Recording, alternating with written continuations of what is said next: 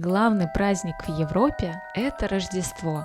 Хотим поделиться с вами той атмосферой уюта и праздничного веселья, которую испытали сами. Первый город, куда мы отправились, это Вена в Австрии. Именно из Австрии пришли многие атрибуты праздника, о них мы вам тоже расскажем. Первая рождественская ярмарка, которую мы посетили, это ярмарка у Бельведера, который заметно преобразился.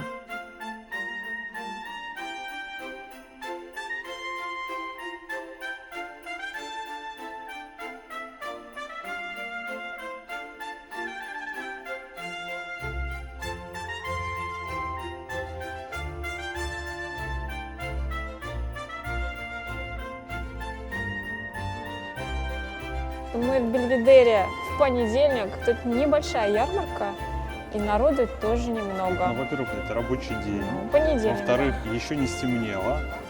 Вот, и поэтому людей здесь меньше. Мне здесь нравится, честно говоря.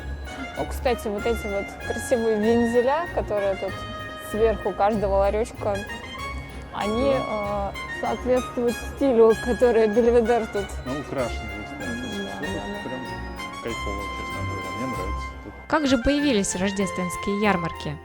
Самая первая ярмарка состоялась именно в Вене. В 1296 году австрийский герцог, он же король Германии Альбрехт I, предоставил привилегию проводить декабрьский рынок или криппенмаркт. Это был именно рынок, где крестьяне и ремесленники могли продавать свои товары.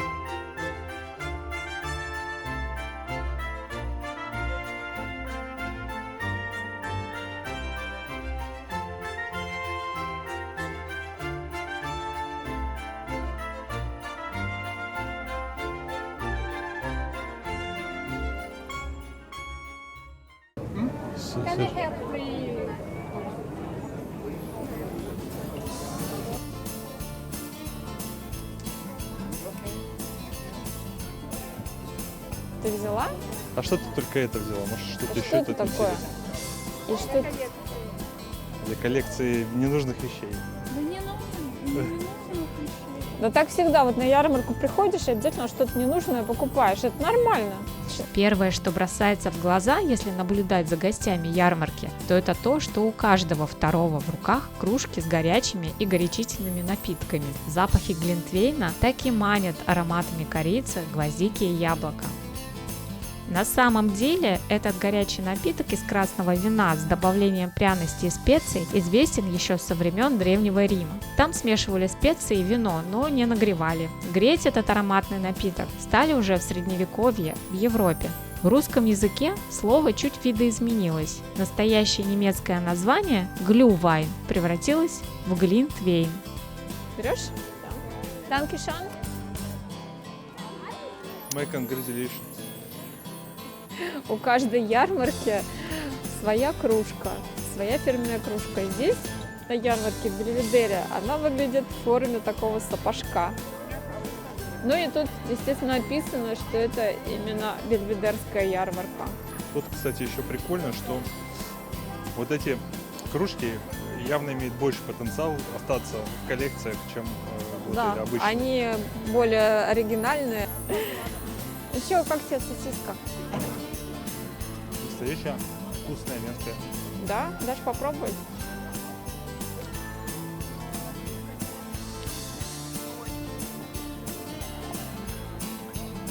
Она вкусная.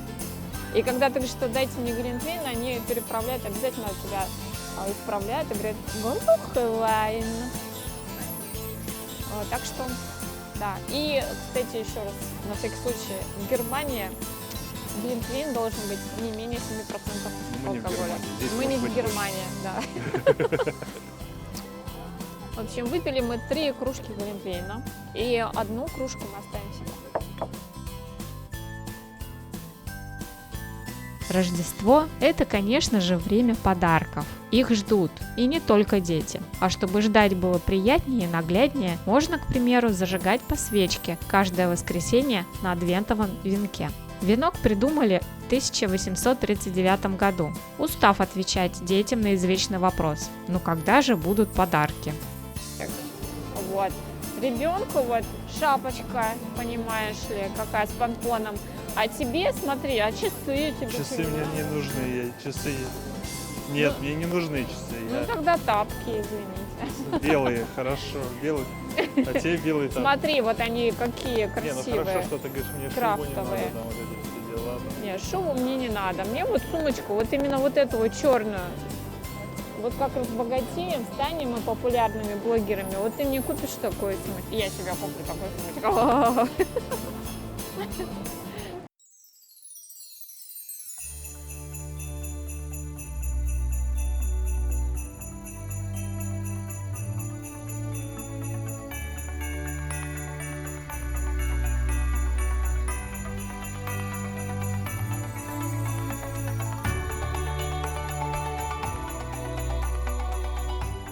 Особая и уютная праздничная атмосфера царит рядом с площадью собора Святого Стефана.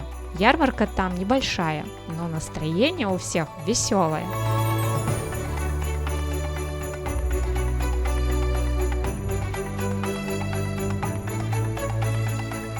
То ли от уличных декораций, то ли от действующего глинтвейна, но мы с огромным удовольствием прогулялись среди городской толпы, витрин и уличных музыкантов, поглядывая на величественный собор. Такая дружественная, расслабленная атмосфера нам чем-то напомнила, как выглядела Никольская улица в Москве на чемпионате мира в 2018 году.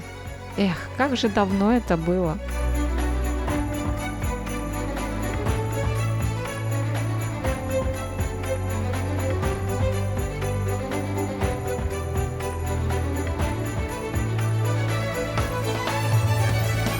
Аппетитные запахи постоянно провоцируют что-то съесть.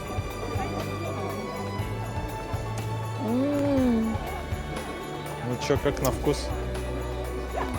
Тыквенные, кисло-сладкие, вкусные.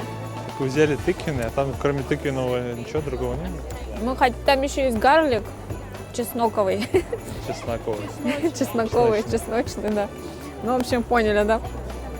Вот. И был гуляш, но он острый, мы не стали его брать.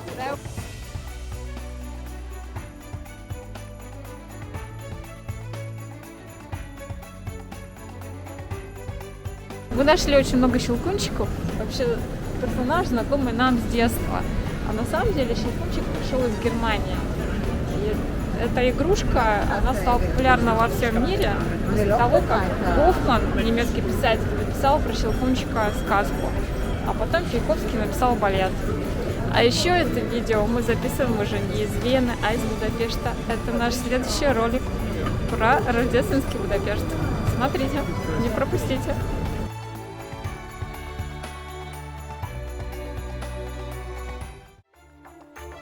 В финале нашего путешествия мы решили посетить самую большую ярмарку в Вене. Она находится перед зданием парламента на Раутхаус-плац.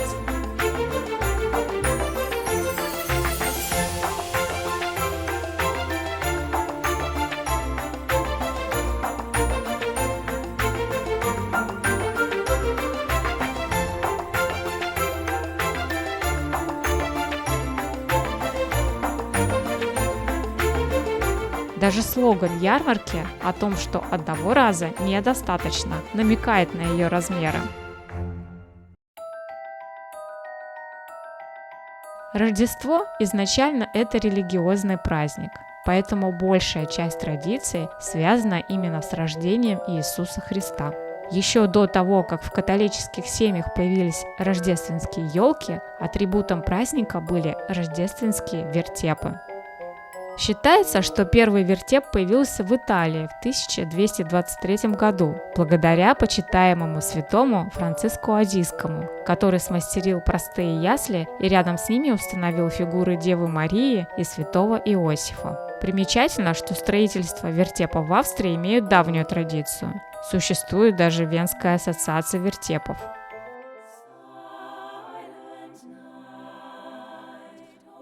А одна из самых распространенных рождественских песен пришла тоже из Австрии. Текст песни был написан Йозефом Мором в «Рождественский сочельник» 1818 года.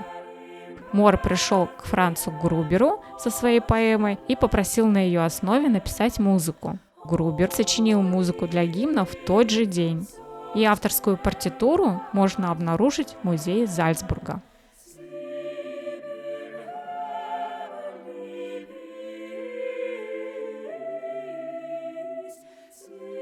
На этой ярмарке рождественское дерево носит название Герцельбаум, и украшено оно сердечками. Там видно вот это дерево, оно освещено, по-моему, там около 200 бесед, и именно сердечко является символом в этой ярмарке. Считается, что посылает Христос ко всем, что это во имя любви. По мне, так это красивая традиция. Но для другого праздника, мне кажется. Но кажется, что Отключились сердца, немного выключились, кончились сердечки.